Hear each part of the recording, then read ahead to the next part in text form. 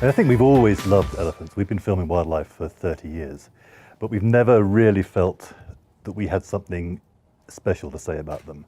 And it's been seeing this in a sort of slow accumulation of experiences over the years.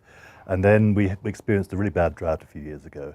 And that was when we focused on elephants for the first time.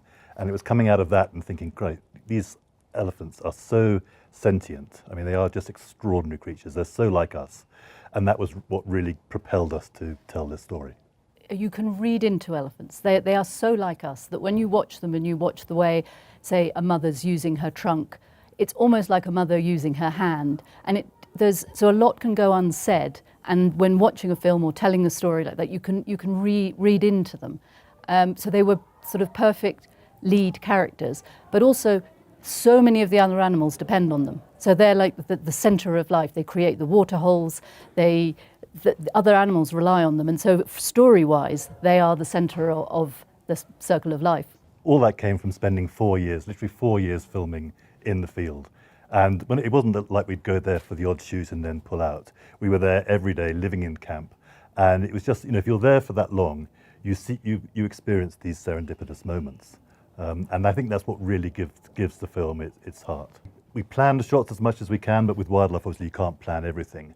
But then I think we're quite disciplined. We're economical when it comes to shooting. So it's not like we came from a video background. We switch off every time we finished a shot. We recompose, we reframe, and off we go again. And also, because I'm editing in the field, I'm constantly in his ear saying, "Don't give me any more.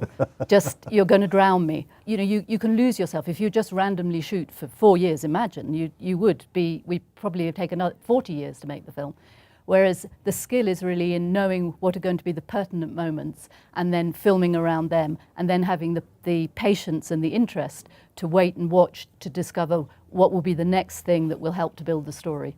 I mean, we went into this knowing that we wanted to make a story based on a strong female lead.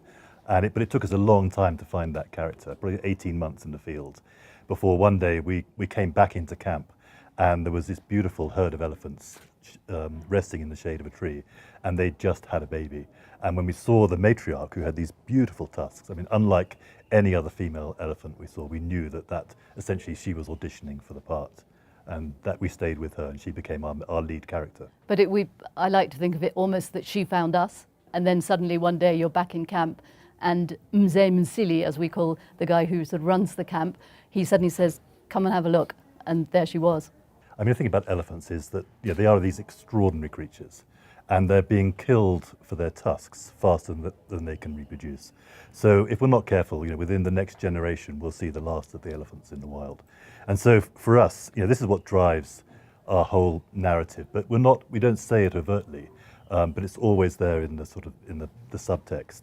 And we're losing something like 30,000 elephants a year, and we just can't sustain that. So the whole drive of the film was to make people fall in love with elephants, to realize just how extraordinary they are, how extraordinary their family life is, and through that connect with them in a way that people haven't for quite a while perhaps, and through that connection, care, and come to love them, and then want to do something about them.